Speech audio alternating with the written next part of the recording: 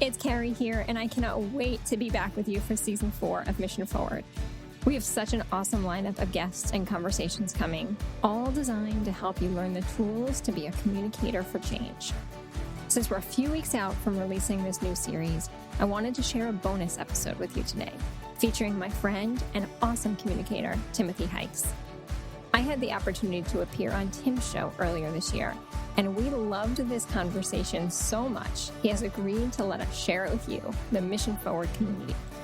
Not only that, we will have him back on to keep this conversation going later this season. So stay tuned for this conversation, which first appeared on Tim's Unconference podcast, and I cannot wait to see you back here in a few weeks with new Mission Forward episodes.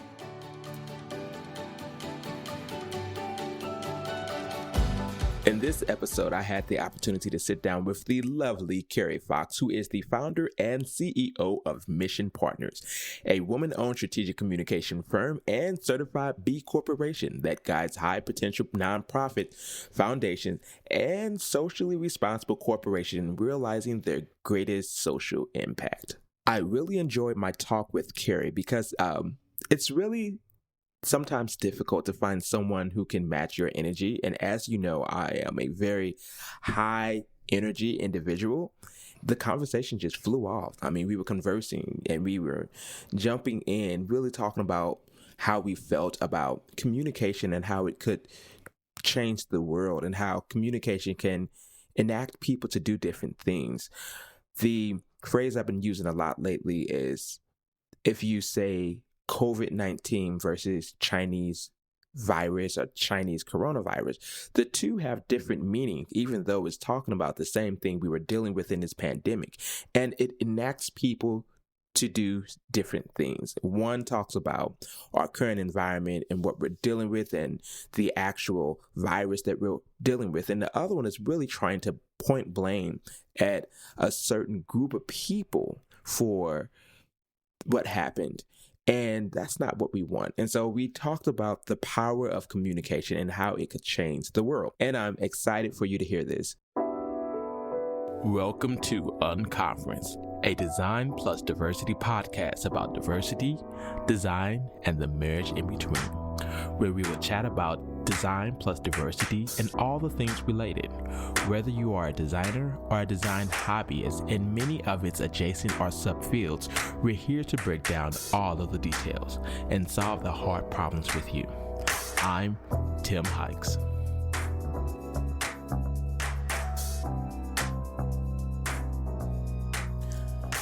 Ladies and gentlemen, I am happy to introduce you to the one and only Carrie Fox. I am always super excited to bring different people with different perspectives to the conference and to the podcast that you can hear from, where we can all learn a little bit something different, especially in their area of expertise. So please help me welcome to the podcast the one, the only Carrie Fox, founder and CEO of Mission Partners. How are you, Carrie? Hi, Tim. I'm doing great. And I am going to try to turn on my best podcasting voice to match you, though I'm not sure I can meet you there. I am so thrilled to have this time with you today. Yes, bring on the podcasting voice. Where I want to start off first is I want you to talk to the listeners about who you are, your organization, Mission Partners, the women-owned strategic communication firm. How did you get to this area? And we'll just go from there. Let's just vibe with the flow and go from there. Tell us all about it. We want to learn everything. So my name is Carrie Fox. My pronouns are she and her. I'm coming to you today from right outside of Washington, D.C. in Maryland. I am in social impact communications, and I'll get to that in a minute. But more importantly, when I think about who I am a storyteller, I am a mom, I am a daughter, I am someone who loves to learn. I am a continuous learner, that is for sure, always asking questions. And often I am the one asking questions. So it's nice to be here with you in a different place today. But you mentioned, tell you a little bit about my organization. I run a firm called Mission Partners. We are a certified B Corporation, one of only a few women-owned certified B Corps in the world, which we're really proud of. We're also certified women-owned and actually an entirely women-led team. And we operate at a pretty interesting intersection of public relations, philanthropy, and policy. And I have always believed that communications has the power to change the world. And that really, when it comes down to it, every issue, every major issue in the world can be solved through communications. It's how we connect with one another just as much as it's how we push one another apart.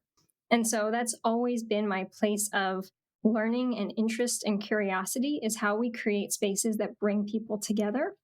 I started my career in a very, very different way. I started in sports marketing and sports PR, serving as a spokesperson for now Hall of Famer Cal Ripken Jr., and then moved into agency world pretty early in my career and have been running agencies since I was about 25. So for quite some time. So my life has always been in creative spaces and doing the best I can to surround myself with people that I can really learn from and soak up information from. And happy to tell you more as we get into it. Awesome. That's so amazing to hear. Communication has the power to change the world, because that's, on a finer tip, that's what Design Plus Diversity is about. It's a conference that's delivering information, but on that, recognizing that how that information is delivered to people can invoke certain attitudes, certain perceptions. And an excellent example is saying COVID-19 versus the Chinese virus. And that's an example that I would use now to show people where the way that you name things and how you communicate to people can invoke different things and can cause people into either positive action or negative action. So yeah, I'm happy to hear that. And it's definitely going to be a new phrase that I use going forward. Communication has the power to change the world. And here's why. So let's jump into, how did you get to this space where you're now running Mission Partners? What hit you one day that this is something that I need to do? You stated that you were running other firms. Where did that branch off in time to where, this was the thing? Yeah. So you talk about storytelling, and I'm going to tell you one. I talk about myself as a recovering publicist, that I started my career telling stories for other people, right? Helping them build up their names, build up their organizations. And oftentimes it was for nonprofit organizations or individuals who had wonderful causes. And I felt really connected to those causes. But it became clear one day that the stories that I was telling, whether it was stories around or related to issues of homelessness or young people who were in or aging out of the foster care system, that the stories I was telling were not by intention, but very much, I think, by design, because of the system that we were in, were reinforcing and perpetuating harmful white dominant narratives. And I didn't want to be part of it anymore. I woke up one day saying, I've become part of a machine that is using communications intended to help raise money and help advance missions. But at the end of the day, we're reinforcing and perpetuating the exact same issues that we are trying to solve. And said, I can't be part of that kind of communications process anymore. However, if communications has the power to change the world, we could use this tool in a different way, right? We could tell stories in a different way. We could tell stories through a strengths-based lens and through an asset-based lens, where we are celebrating the power of community and the power of people, rather than using communications to essentially hold people back, right? And you see so much of that in nonprofit and philanthropy communications. And so I've really dedicated so much of my career to helping organizations identify how and where first they might be perpetuating issues inside their own stories, and then how they can reframe those stories to be able to truly advance issues of equity and diversity and inclusion. So how can organizations reframe those stories? What are some examples that you can share with us? And I'm not asking for if you have like a certain patented way of doing things. I'm not asking for the industry secret, but just giving our listeners some insight on ways that they could reframe stories that you have come to learn to do so well. Yeah. So I think it starts so much when we're working with an organization, we ask them how close they really are to the subject, right? So are you telling stories about individuals in your community, but you don't actually have a lot of experience in community with those individuals, right? How are we showing up in the communities that we are a part of versus are we on the outside trying to tell a story and telling that story through a lens of trying to fundraise on an issue? So it starts first by having individuals and organizations. And again, a lot of my work is through the lens of nonprofit organizations. But if we're thinking about individuals whose sole job it is to communicate, that could be through design, that could be through words, to advance and move a mission forward. How are you doing that really authentically and directly with the community, not for the community? That could be very specifically who's telling the story, who's writing the blog, who's creating the social media content. Is that individual directly connected to the community that you are talking about in this moment? Or is it someone who's telling someone's story on their behalf? And I think that's where often you see a lot of disconnects happen in how we understand and connect with issues. It's often when someone's trying to tell a story, not from a first person point of view, but often from an outside point of view. That's a very good point. I can relate to that so well. I think about the story that my friend Dee tells me all the time, Dee Nichols, where she was after Katrina. They went down to basically build basketball courts in the community.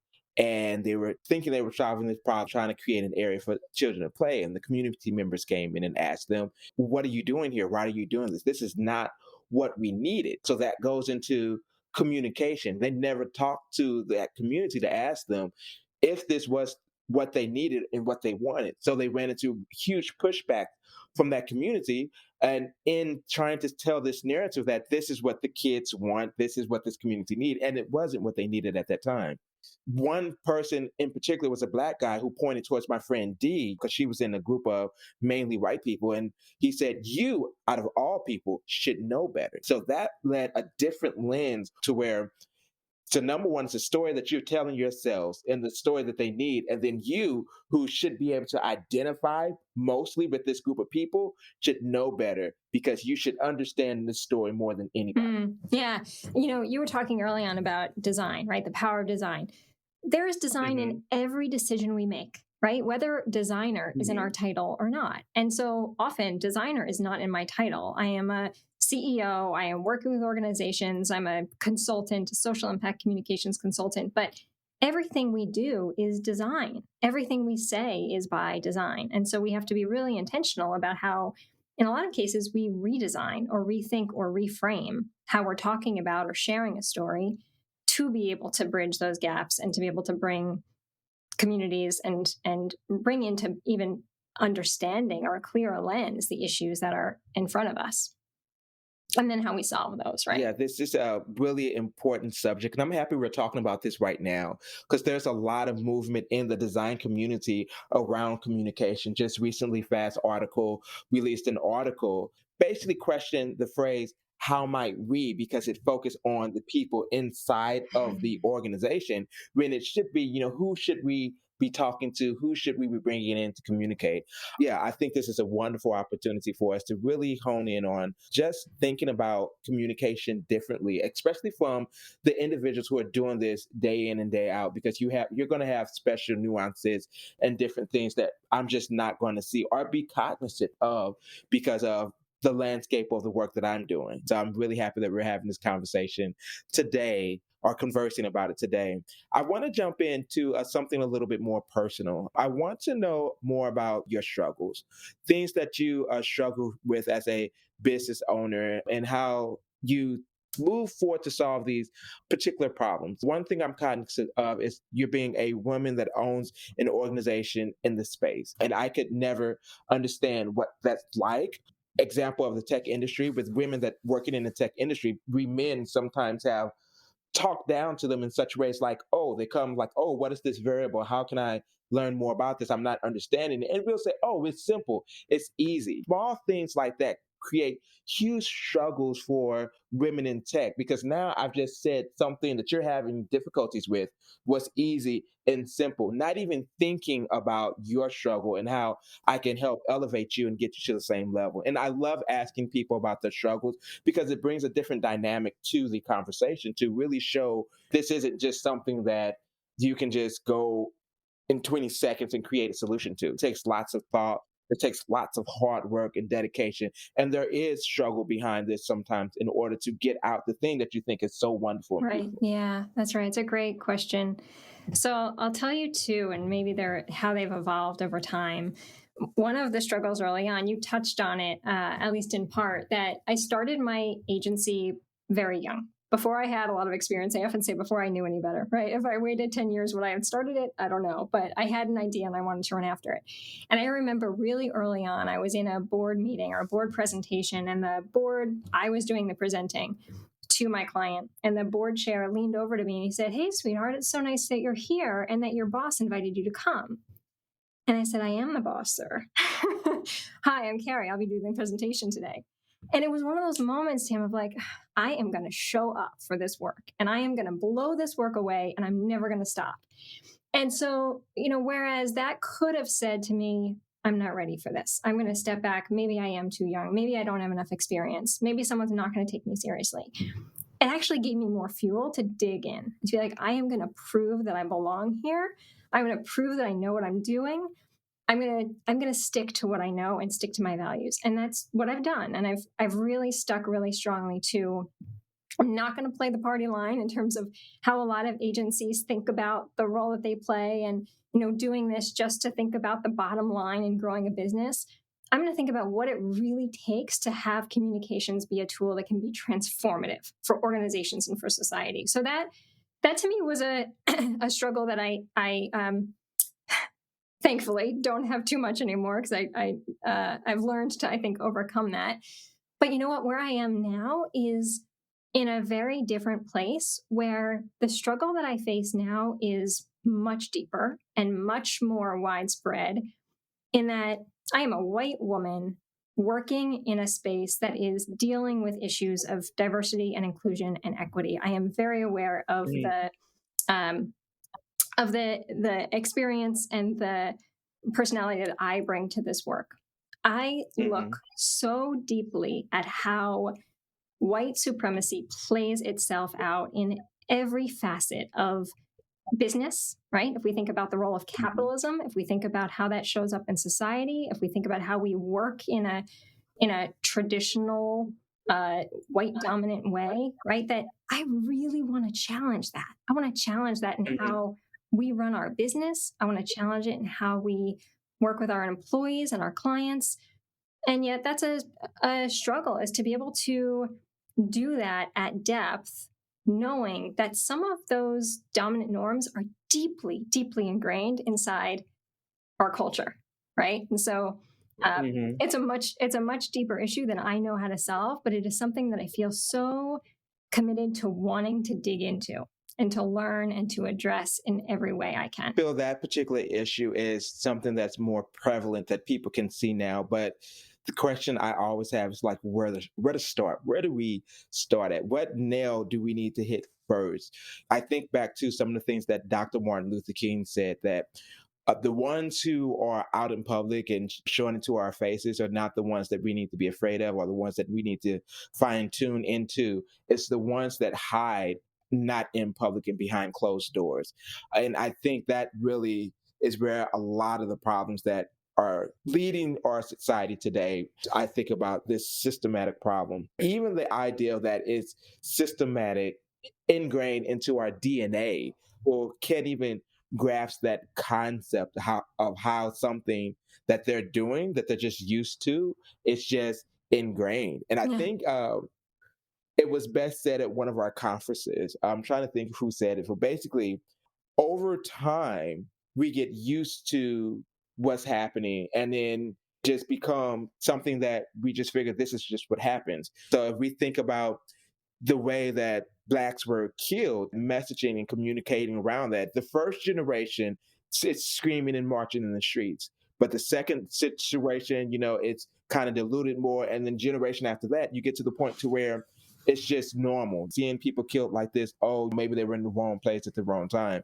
So how do we keep that same emphasis or that same importance on the situation that the first generation had? I feel that we are currently now the first generation to try to tackle this issue. How do we continue to make sure that when we're long and gone, the generations afterwards are picking up the mantle and continuing the work that we start, Yeah. that legacy of what we've Yeah. done.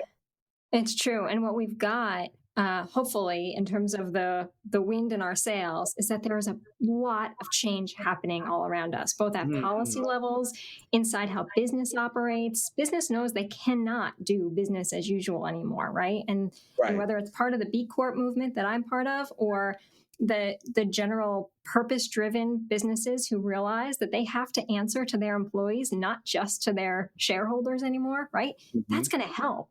But obviously there is so much work, and all we need people to do is start where they are, right? Start wherever you Yes. are and take a step every day towards that envisioned future. My mind is starting to run and I'm starting to problem solve. And I'm stopping myself from doing that. Let's jump back into your background and jump back to some of the things that you've learned and went to college for, and how that has helped you today in your career. What are some things that are tools to you that were basically something that you didn't notice were going to be tools to you as you use in every day? I didn't know that having, so I was Student Government Association president at Lincoln University, an HBCU. Hey, me too. Oh, what? Yeah.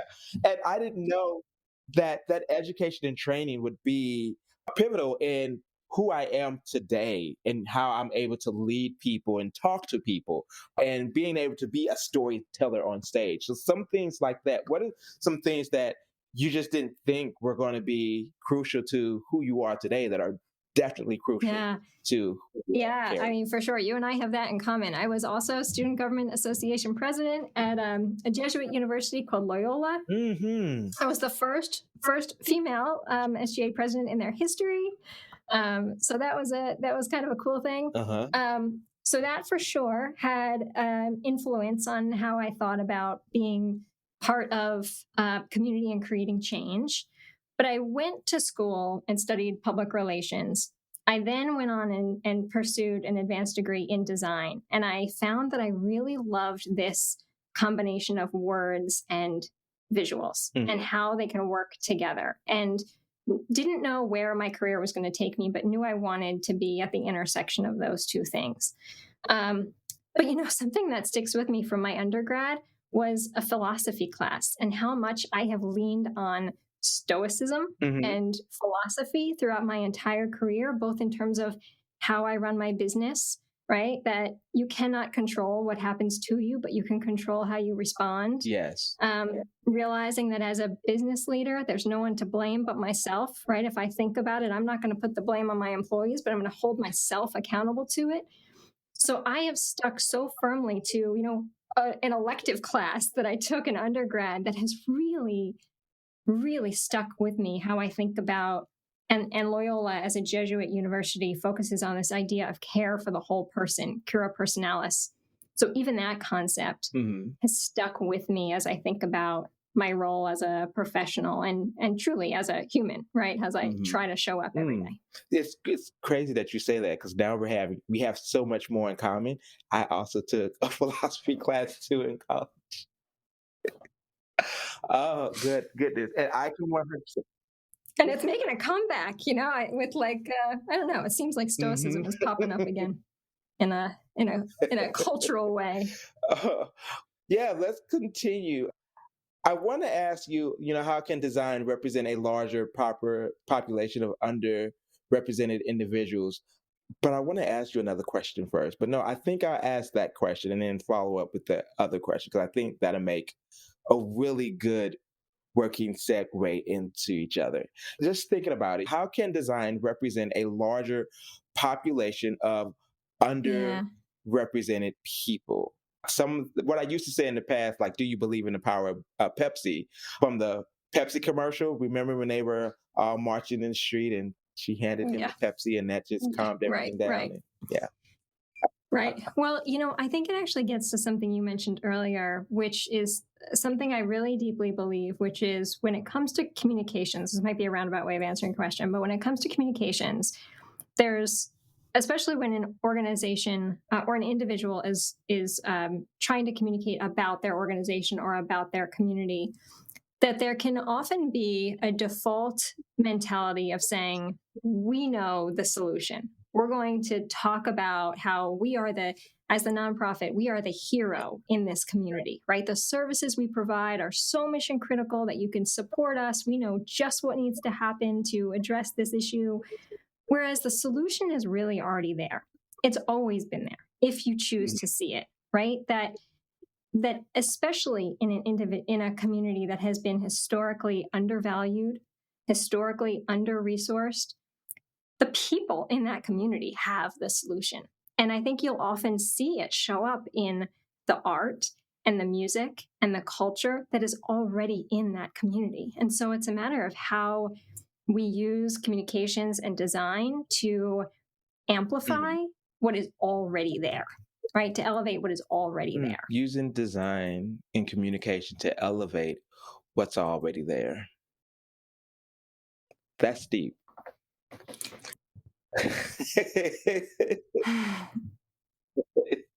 I've left you speechless.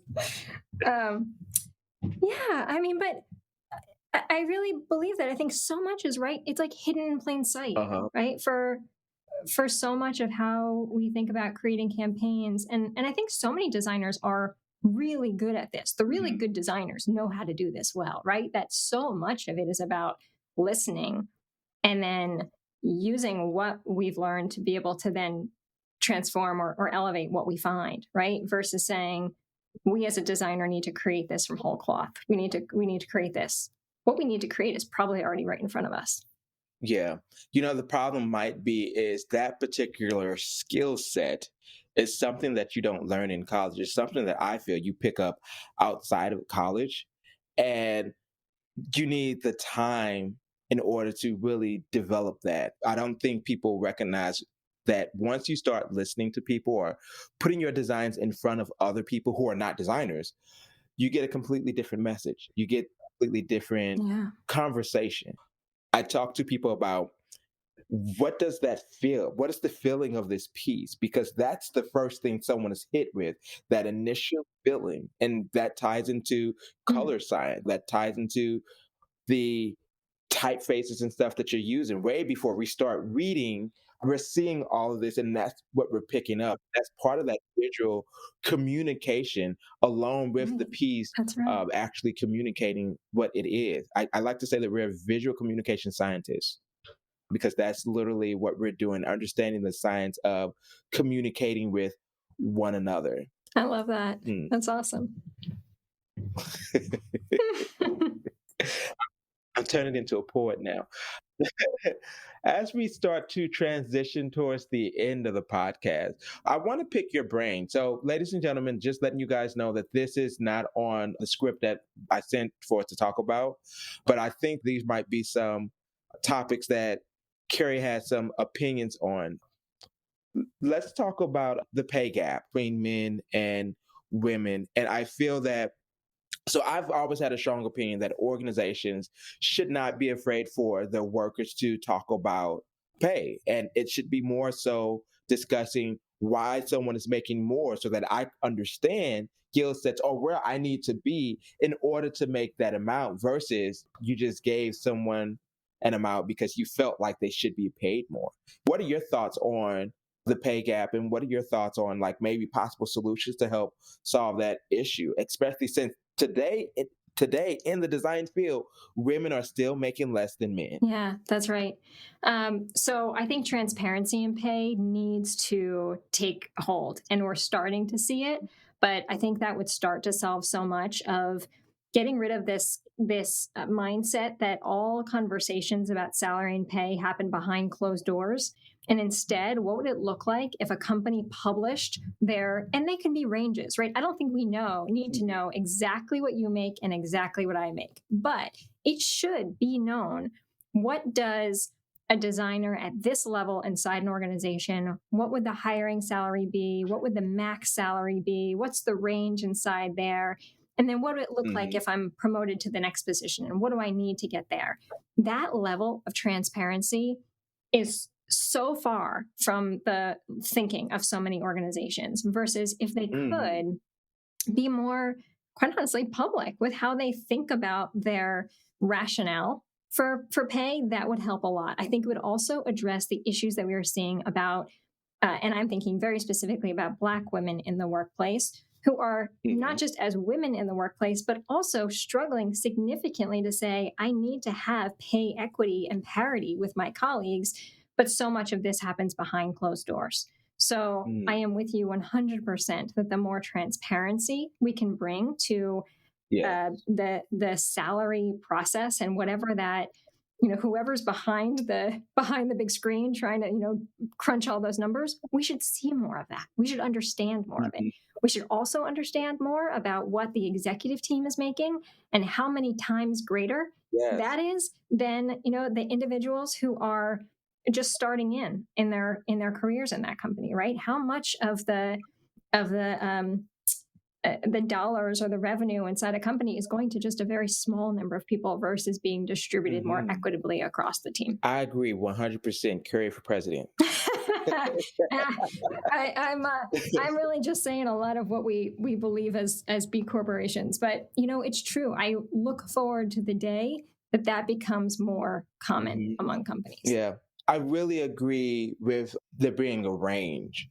Because I can see how that could be beneficial, and I can see how that conversation worked out a little bit better. What are some tools do you think people could use in order to have talks about that pay gap, especially if they notice that there is a discrepancy with what I'm making versus the male counterpart? Sometimes I tell people that you don't have to burn bridges. Sometimes the bridges are not really there, but sometimes the bridges are so old that you might just have to leave it behind for a new area to live in, meaning finding a better job that represents you and your interests. Because if an organization is committed to paying people in such different ways, you might just have to seek another organization. I have people who argue against that thought with me. And it's like, oh, Tim, really like the organization. I want to stay at that. But do you like the practices? Are you saying that you're committed to those type of practices?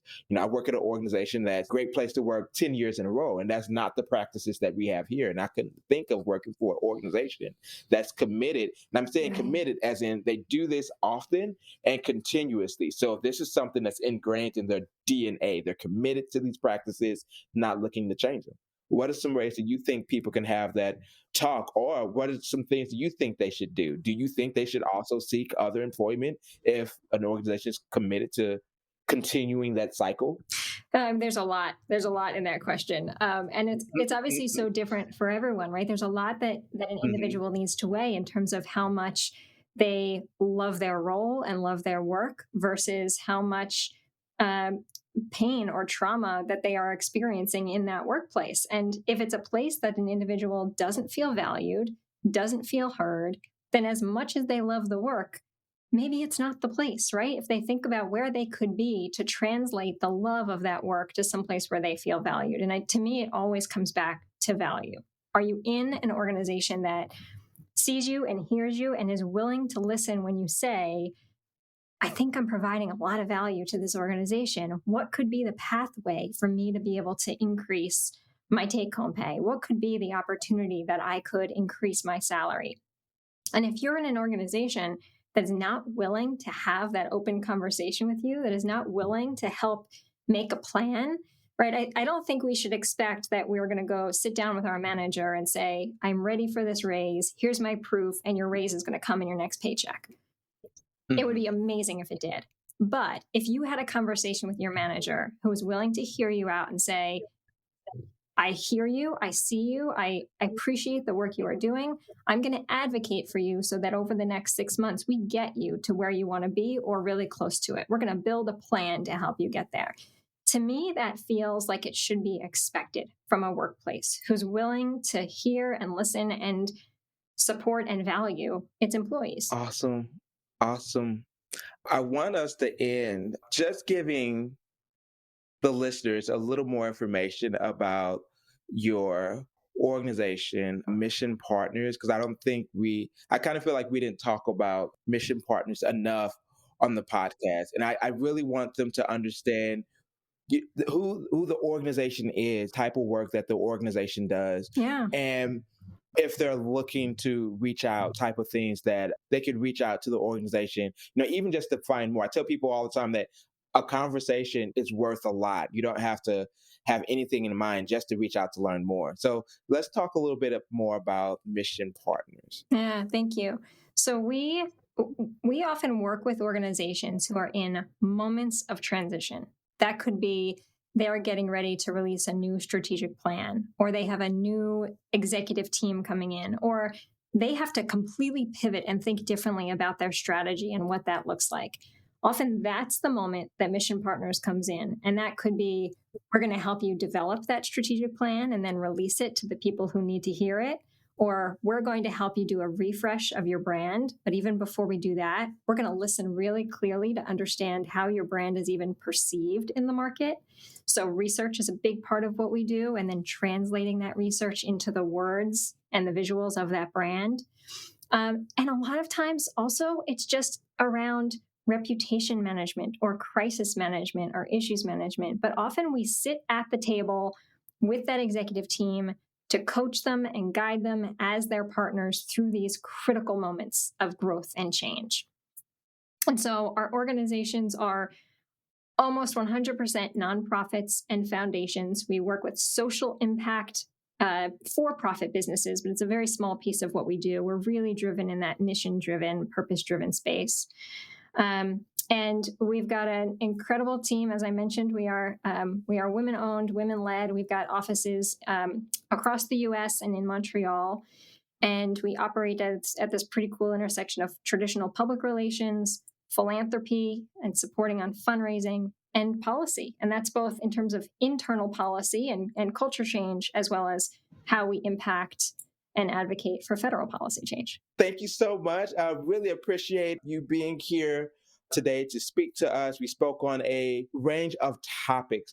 I hope that people can understand why communication is so important and how it could really change the scope or the landscape of the thing. It can turn negative to positive. It just really depends on that execution, how you execute it, and talking with experts like Carrie, who can help you lead that discussion or communicate more effectively. I think it's a better way to say it. Communications has the power to change the world, right? Power to change the world. Communication has the power to change the world. If people wanted to reach out and talk to your organization, what's the best way for them to do that? Yeah, so our website is mission.partners. You can get me, Carrie, at mission.partners, or on LinkedIn, it's Carrie Fox PR. There we go. So ladies and gentlemen, please reach out to Carrie and not me, because I know how you like to send me emails. I have too many already. And this ends our episode of the Unconference podcast by Design Plus Diversity. Thank you so much for being here today, Carrie. I hope you guys enjoy this episode. Thank you, Carrie, so much. I really appreciate you today. Thanks so much. And that is it for Unconference. Please subscribe to Unconference wherever you listen to podcasts so that you don't miss a single moment. And give us a 5-star rating and review. You can also give us a follow on Facebook and Instagram at Unconference Podcast. You can also follow me individually on Instagram and Twitter at Timothy Hykes. And then you can follow the conference at designplusdiversity.com. That's Design Plus, Plus, diversity.com.